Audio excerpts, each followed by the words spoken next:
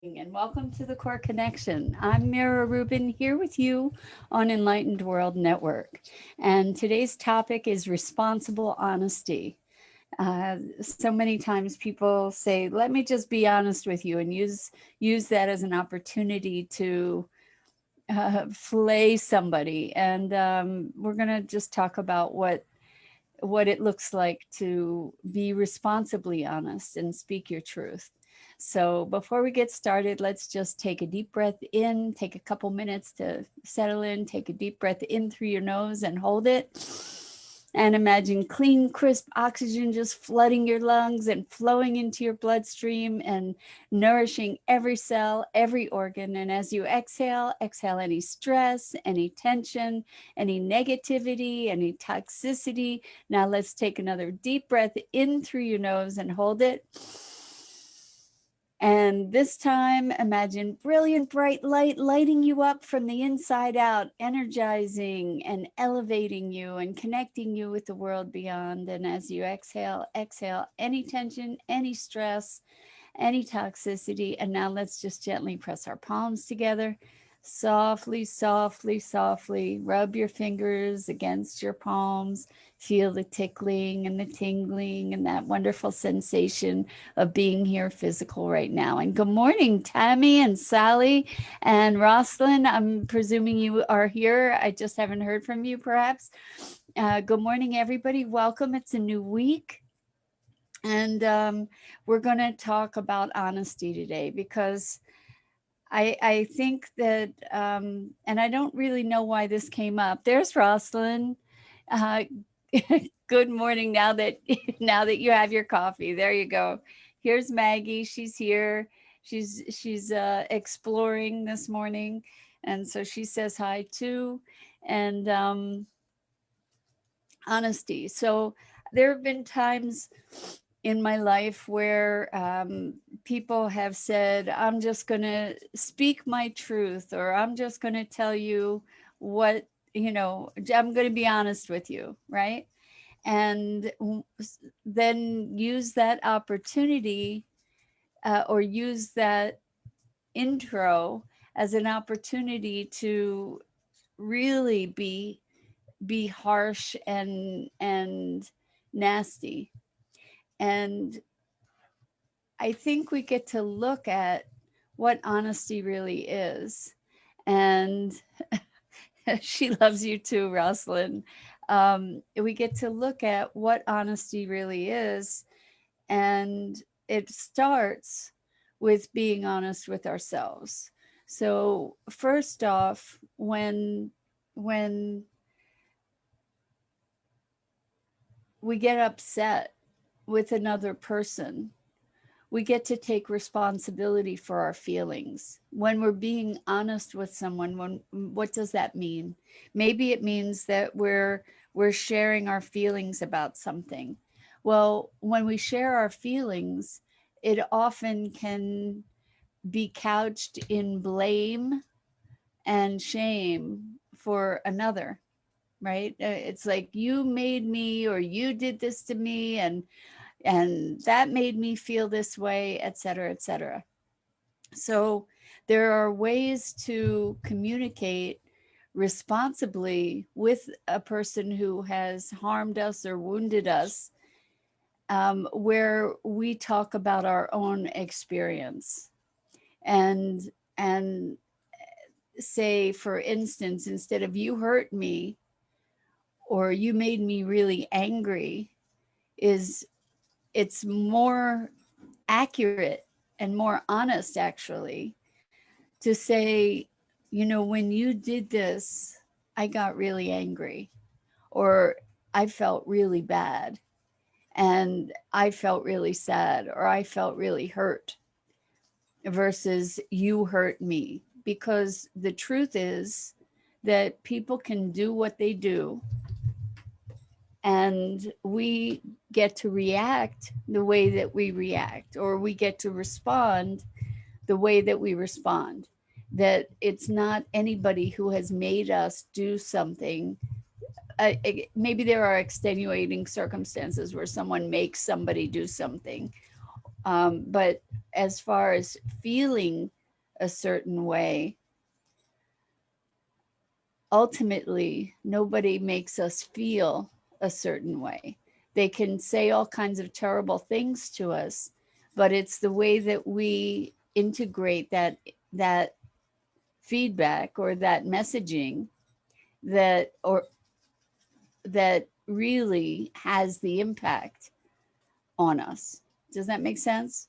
So you made me really angry is not really an accurate statement. We get to be honest about our own. Good morning, Dido. Welcome. Great to have you here. We get to recognize our own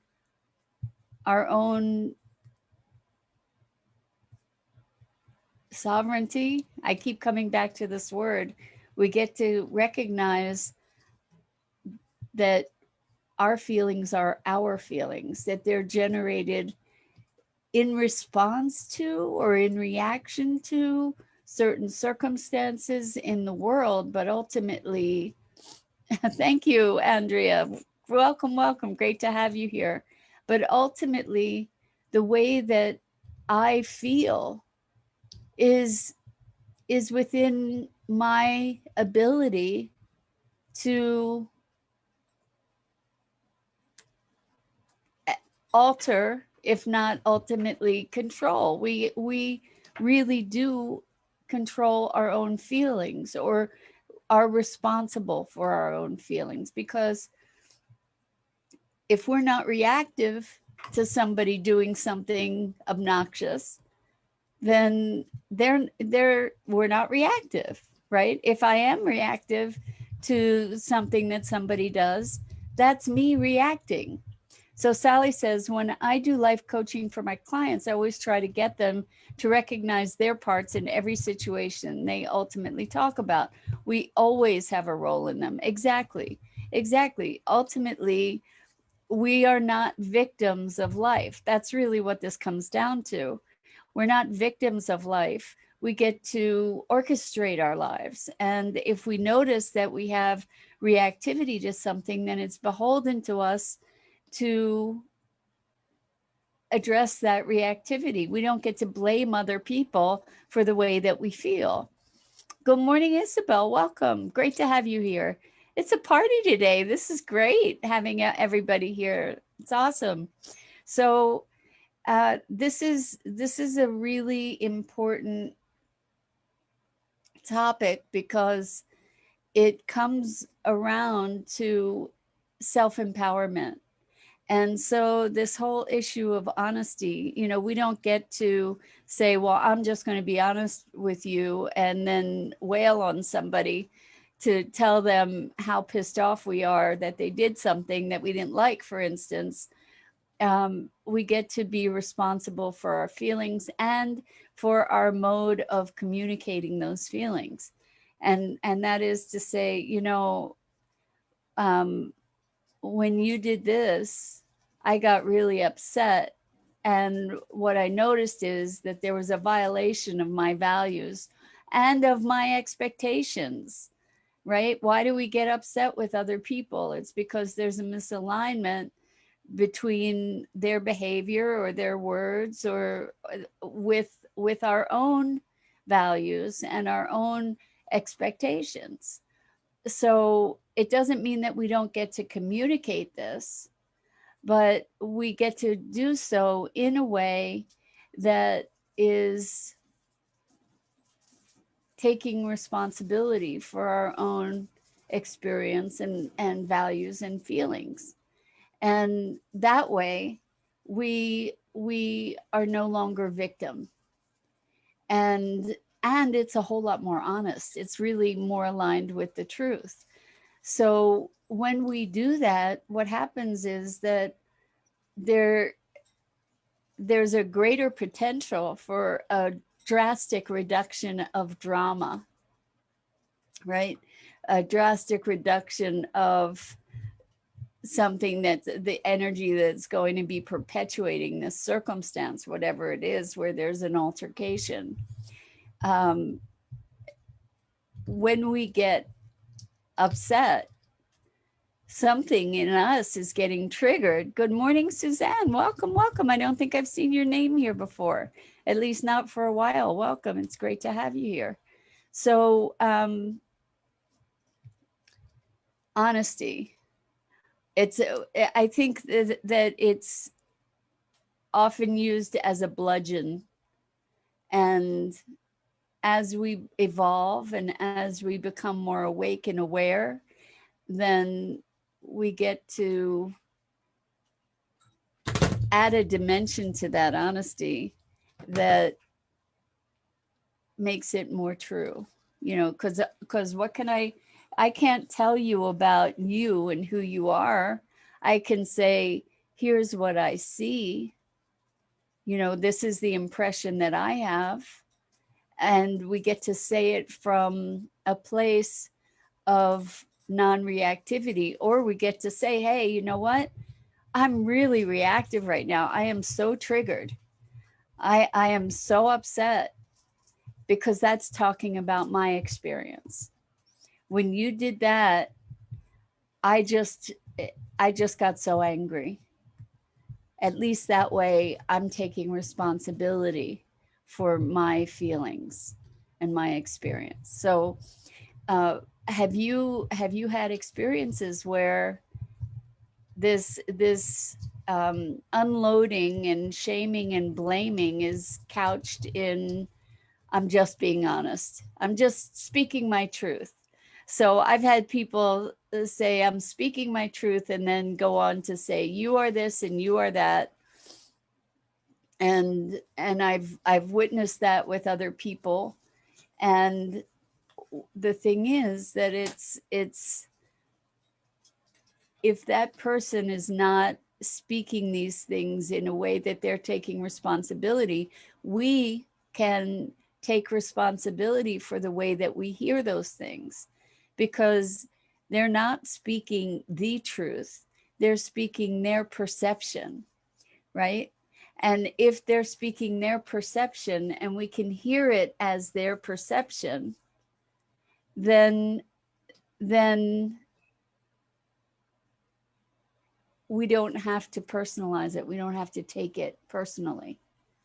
So hopefully this is making sense on from both sides, you know, from speaking our truth to receiving somebody else's input. It's feedback, right? And it's feedback not about me, but about their perception of me. And when when I hear that perception, when they're expressing that perception, then I have the ability to recognize this is their perception, this is their experience that they're speaking. And it may, in the way it's being spoken, it may be triggering for me as well. This is how arguments accelerate, right?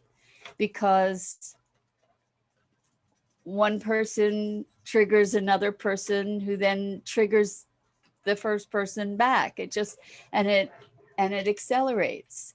And so we have the ability to diffuse these situations by being honest with ourselves, by checking in instead of reacting in that moment, by checking in, taking a breath, taking a breath, counting to 3, presencing ourselves before we respond, before we react, and recognize where we're triggered, recognize what's going on internally before we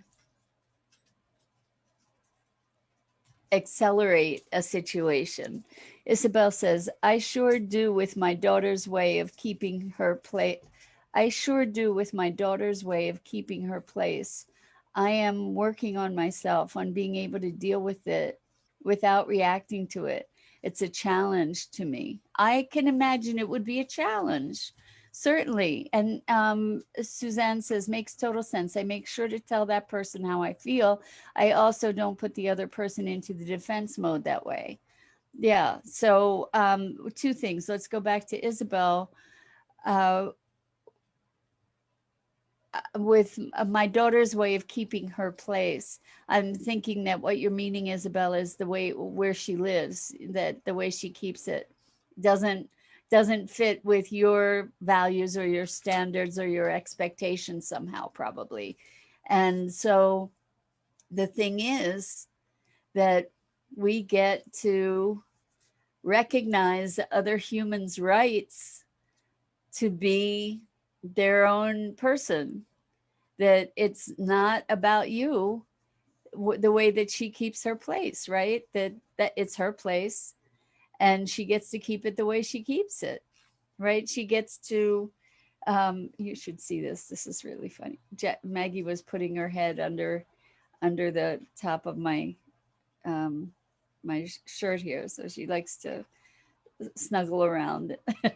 Anyway, the things that we personalize sometimes. Yeah, so Isabel says she's a wonderful person and kind, but exactly as you say it. So here's the thing. Look at how we judge people. You know, we judge people on the way they look. We judge people by the way they speak. We judge people by the way they dress. We judge people by the way they keep their home. And why do we do that? Well, you know, it's in a way, it's self-validating. By judging somebody else, we get to make ourselves better somehow, you know, whereas the truth is we're just different. And it's challenging when you see somebody doing something that you think is wrong or dangerous to them, or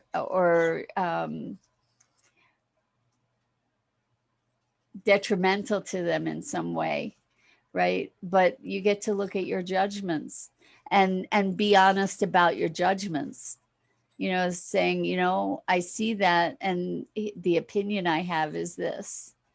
And make a distinction between truth and judgment. And the other thing is, what kind of damage do we do to others by judging them? You know, it's and we also get to look at how we judge ourselves harshly. Truth is that the people who judge others most harshly are judging themselves most harshly as well. You know, they are very much judging themselves and thereby judge others. So it's a perpetual or a self-perpetuating kind of practice. And Suzanne says, I'm sure to tell that person how I feel. I also don't put other people in the defense mode that way. Exactly. So when I take ownership of my feelings and say, you know, you did that, I have to tell you, I got so angry and I'm just really upset. And the thing is that it's important to not blame the other person for getting you really upset. You can inform the other person to say, hey, you know what? That's so triggering to me. I would be so grateful to you if you would, you know, be aware of that next time, and or whatever. They may or may not. You know, they may do the same thing over and over and over again, and that's maddening. Then you get to choose whether that's a person that you want to be associating with. You get to either clear whatever it was that was triggering for yourself within yourself, or you get to choose different relationships or a different context for the relationship.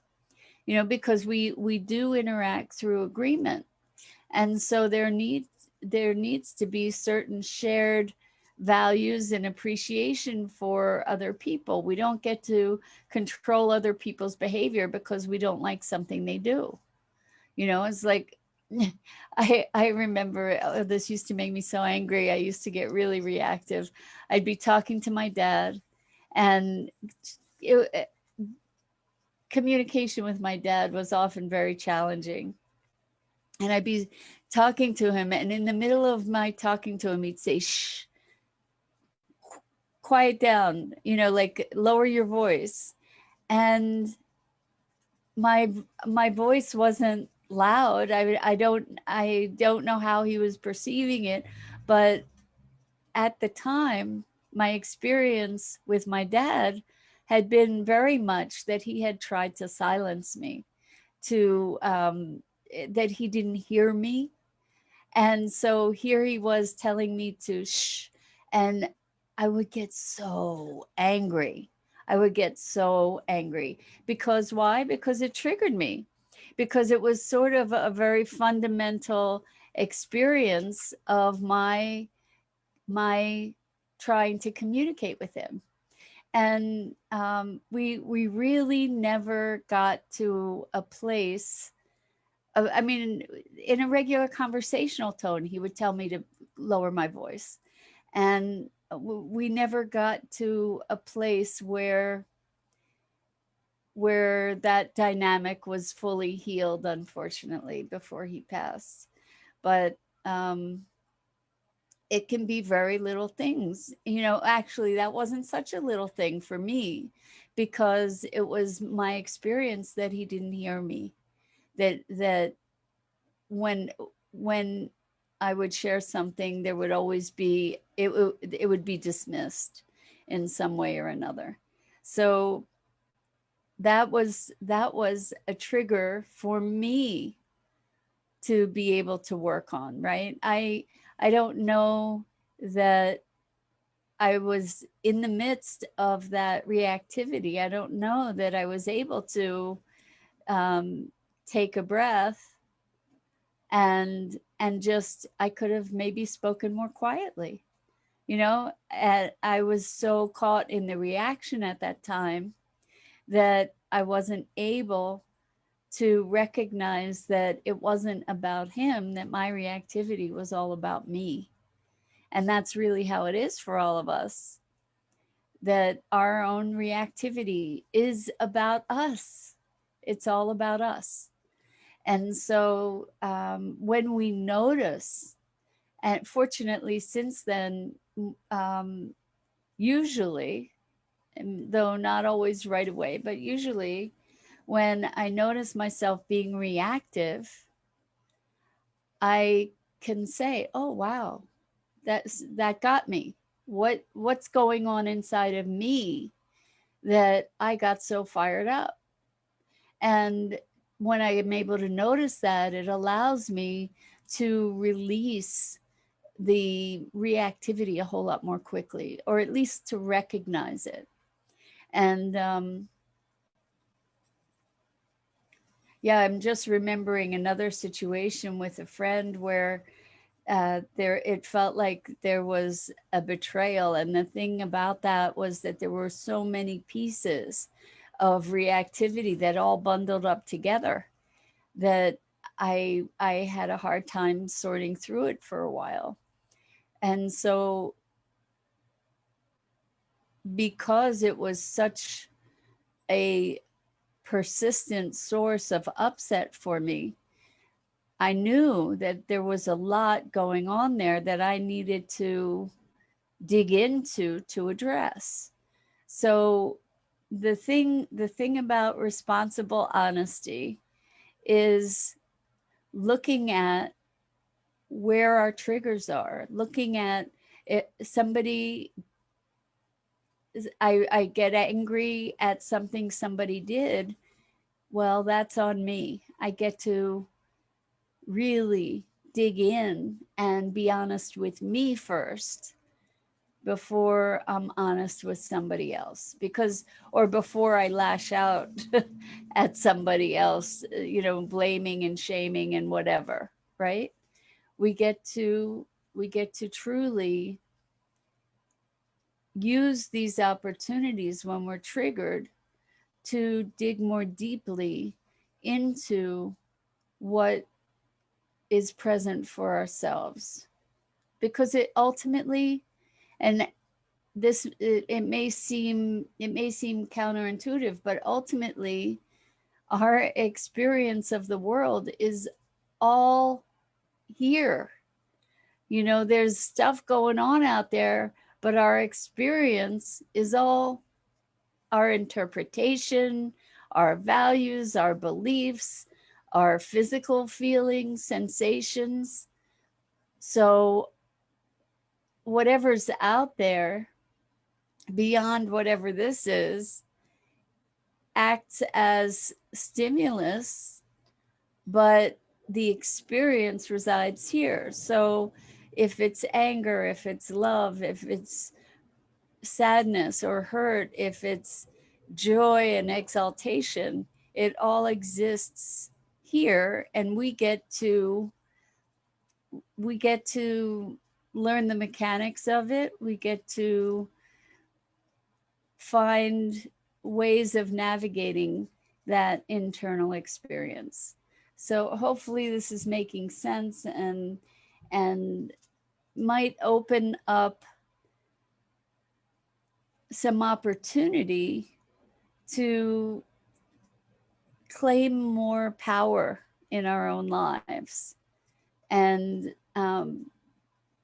empowerment within our own lives, by first being responsibly honest to ourselves, and if we feel the need to communicate something to others, to be taking responsibility for the feelings we feel when we do so, and to speak it that way, to speak it from that place of owning your experience, owning our experience.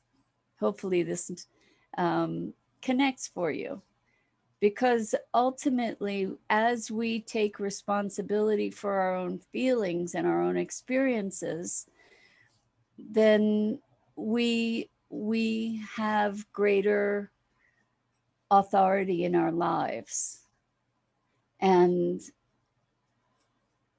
our experience also shifts when we are not blaming others for the way we feel. So Isabel says, yes, I realize that.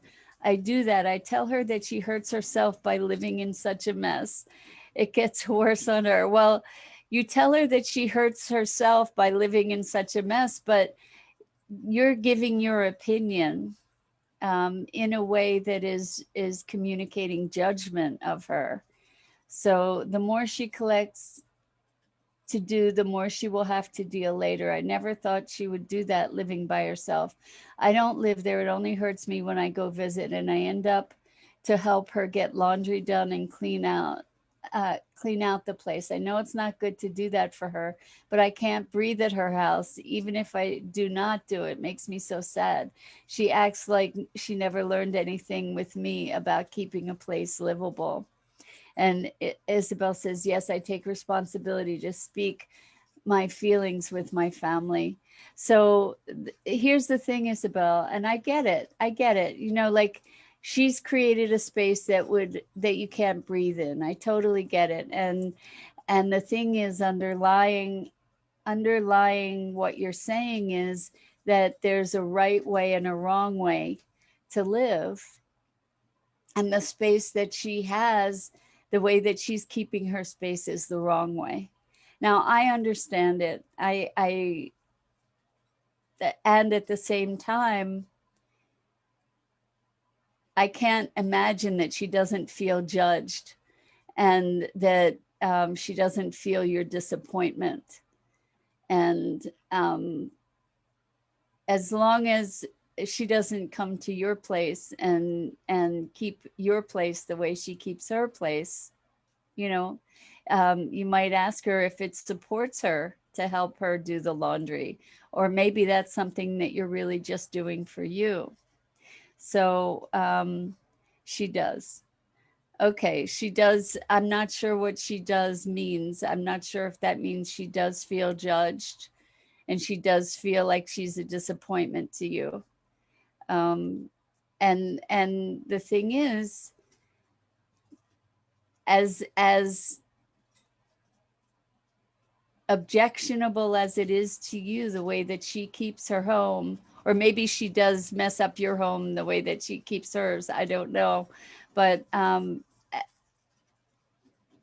oh, feeling your judgment, of course she does. Of course she feels your judgment. And the thing is that you're probably wanting her to keep her place better because you love her and you think she'll be happier that way. That's my guess. But instead, she's feeling your judgment. And I'm wondering if there's a way for you to just be able to be with her. Oh, wow. Praise Philemon. I'm here to give my testimony. Okay, I'm not going to read the testimony. This isn't the place for that. So if you want to engage in our conversation, that's great. But please don't use this as a forum to be promoting different things, okay? Thank you. So, yes, we were talking about honesty, and the thing is that when we're speaking our feelings, it's our opinions, it's often our judgments, and we get to notice the impact that those judgments have on others. You know, we think we know better for others than they know for themselves, and I understand that, um, because we've made certain choices for ourselves. And we've made those choices most often in a considered way, so we believe that they're the right choices, and then we project those judgments on others. So it's I think it's an important place for us, especially as we're evolving, to really deeply consider the mechanics within ourselves. She tries to do the same when she comes, Isabel says, when she comes over mine, but it's for a few days, I bear with it. I get you. I get you, Isabel. But you know, so here there's this has been something that has come between you in some way, right? The way that she keeps her space, versus the way that you prefer your space to be. And so we get to decide, are the things that come between us worth it? Are they worth the consequence? And I see what you're saying is you bear with it for the few days that she's at your place. Uh, because there are, if we can get past the judgments, then there's more room for us to connect with each other, right? And with family, it's so challenging because we all get triggered, right? We all have patterns that we've fallen into when we had maybe less awareness, and it's it's challenging to break those patterns. And the way that it happens, I think, is first by looking at ourselves, because I'm sure, Isabella, it doesn't feel good to you to have that in the way of your relationship with your daughter either, right? So anyway, honesty starts with ourselves, and being honest and taking responsibility for our own feelings, our own reactions, and our own judgments. And then looking at how we can transcend those judgments, perhaps, to reach a deeper, more authentic communication. So Isabel says, I have to get more above all of that with that, because other than that, we have a great relationship. Well, that's a big deal. Other than that, having a great relationship, it matters, right? And if it's going to cost you that relationship, realize it's just a different way of doing things. I know that you don't like it, I get it, but it's a different way of doing things. So with that, I just am so grateful to all of you for being here, and I appreciate the time that we spend together in these, and how authentically you guys share your heart. It matters so much. And with so much love, I'm Mira Rubin. This is the Core Connection, and I go live each weekday morning here on the Enlightened World Network Facebook page. I invite you to check out the wonderful community at the Enlightened World Network Facebook page. And Isabel says, I admit the work is mine. It's always ours, right? We can't put our well-being on other people. So you can't say I'll feel better when she changes. That's not the way it happens. We get, the change starts here. So with that, So much love to you. And I hope I see you again here really, really soon.